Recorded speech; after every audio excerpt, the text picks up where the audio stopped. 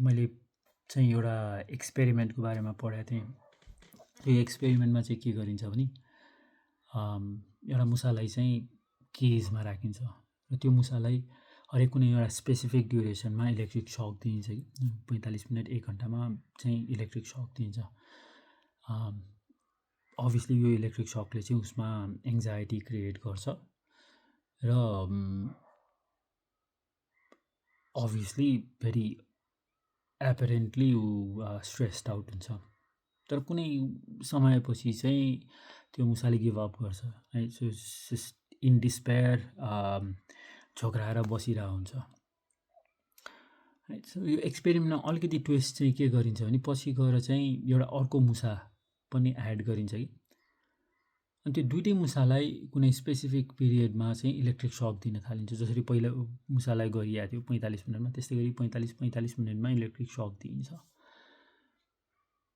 दुइटै मुसालाई उत्तिकै पेन भइरहेछ, उत्तिकै इरिटेसन भइरहेछ। तर बिस्तारै के हुन्छ अरे भन्दाखेरि त्यो एउटा मुसाले चाहिँ के सोध्छ भने मेरो दुःखको सोर्स पक्कै पनि यो अर्को मुसा हो भनेर झगडा गर्न थाल्छ कि अनि अर्को मुसालाई पनि त्यही लाग्छ है। सो दुईटा मुसाले चाहिँ एकअर्कासँग झगडा गरिरहेको हुन्छ किन भन्दाखेरि दुइटैले सोचिरहेको हुन्छ कि मेरो दुःखको सोर्स यो अर्को मुसा हुनुपर्छ भनेर। जबकि इलेक्ट्रिक सक दिने जो चाहिँ मेन सोर्स अफ पेन छ नि ऊ चाहिँ माथिबाट भगवान बनेर खेलिरहेको हुन्छ। र हाम्रो डिभिजन पनि त्यस्तै नै हो। हामीलाई धेरै किसिमको यो हुन्छ नि डिभिजनमा चाहिँ हामीलाई प्ले गरिएको छ।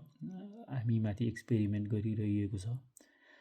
हामीमा झगडा क्रिएट गरिन्छ।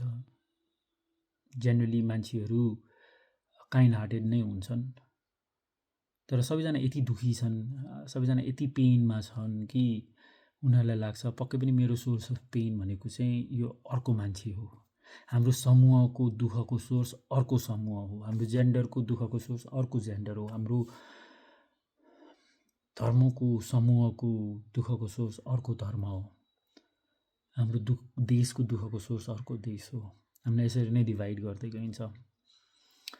भइ पनि रहेछौँ। अहिले हामीले पार्टीको हेर्ने हो भने हाम्रो पार्टी उसको पार्टी अर्को पार्टी भएन भने हामीलाई त्यति दुःख हुँदैन थियो र हामीमाथि एक्सपेरिमेन्ट भइरहेछ। Thank you.